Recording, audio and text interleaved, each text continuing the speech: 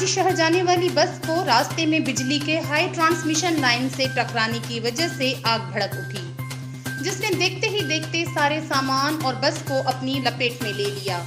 ये वाकया ओवरलोड यानी ज्यादा सामान उठाने की वजह से पेश आया।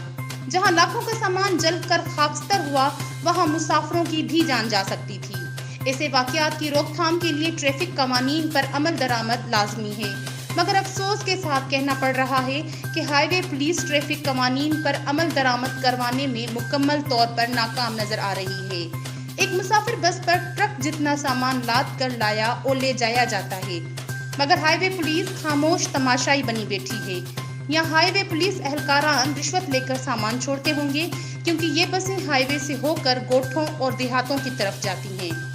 जेकबाबाद, डेरा मुराद जमाली से मंझूशोरी, भाग, गंदावा और दीगर इलाकों की जानिब जाने वाली बसें भी ओवरलोड होकर जाती हैं, जो किसी भी हादसे का सबब बन सकती हैं। अवामी हलकों ने एसपी हाईवे से नोटिस लेने की अपील की है। इरमनाज, HRJDU न्यूज़, हैदराबाद।